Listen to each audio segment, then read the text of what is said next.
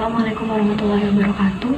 Halo semuanya, perkenalkan nama saya Diva Denishma dengan NIM C2401211035 dari kelompok 6 Biologi Perikanan.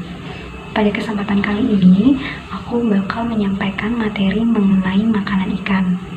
Makanan merupakan organisme, zat, ataupun bahan yang dimanfaatkan oleh ikan untuk menunjang kelangsungan hidupnya dan juga untuk perkembangan organ di dalam tubuhnya. Makanan yang dikonsumsi oleh ikan itu sangat erat kaitannya dengan pertumbuhan sel di dalam tubuhnya. Nah, dalam mencari makanannya, ikan itu memiliki cara dan juga tingkah laku tersendiri.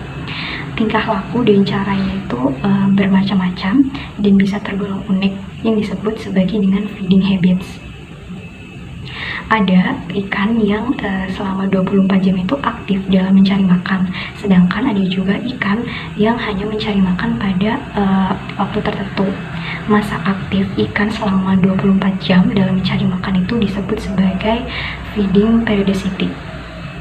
Dalam perairan, ikan itu mengonsumsi makanan dari tanaman dan juga hewan.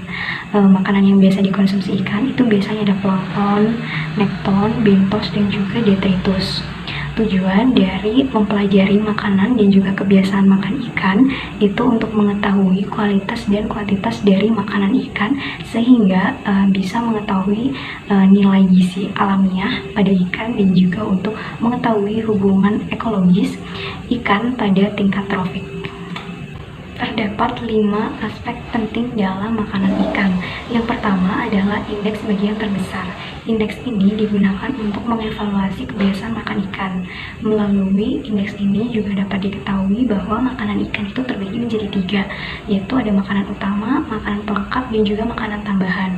Makanan utama itu merupakan makanan yang dikonsumsi dalam jumlah yang besar, sedangkan makanan pelengkap merupakan makanan yang dikonsumsi dalam jumlah sedikit, dan juga makanan tambahan itu merupakan makanan yang dikonsumsi dalam jumlah yang sangat sedikit.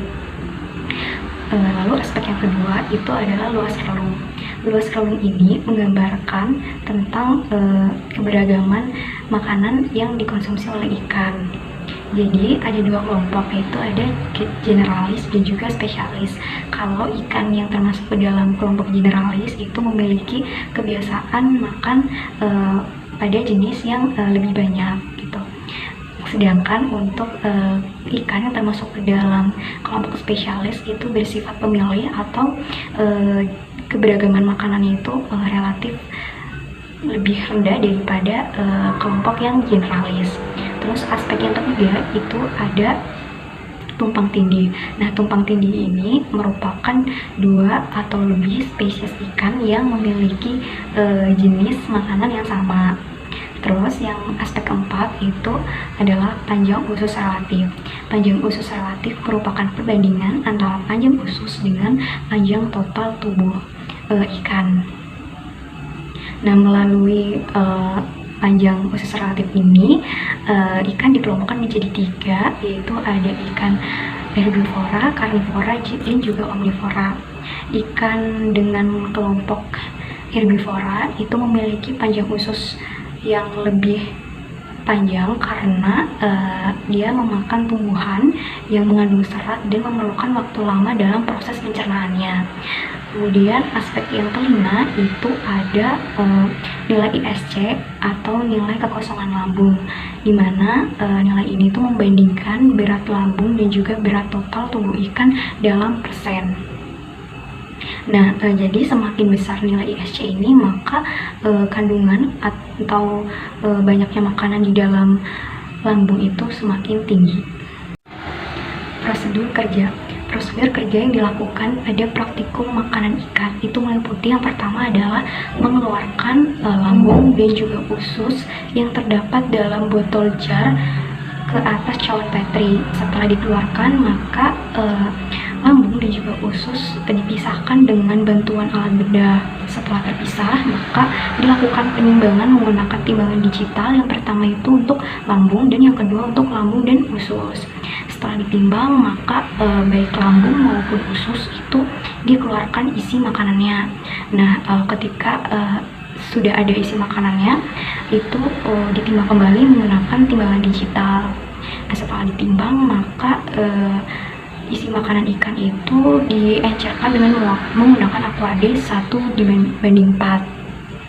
Setelah itu isi makanan ikan dapat diletakkan di atas kaca preparat untuk diamati dengan menggunakan mikroskop. Pengamatan dengan menggunakan mikroskop itu dilakukan 3 kali pengulangan dan setiap ulangannya menggunakan 5 lapang pandang. Dengan menggunakan mikroskop maka dapat dilihat terdapat organisme di dalam makanan ikan. Setelah itu didokumentasikan. Nah, melalui bahan dokumentasi tersebut maka dapat dilakukan identifikasi organisme yang terdapat di dalam makanan ikan dengan menggunakan buku identifikasi. Demikian yang dapat saya sampaikan mengenai makanan ikan. Semoga bermanfaat. Assalamualaikum warahmatullahi wabarakatuh.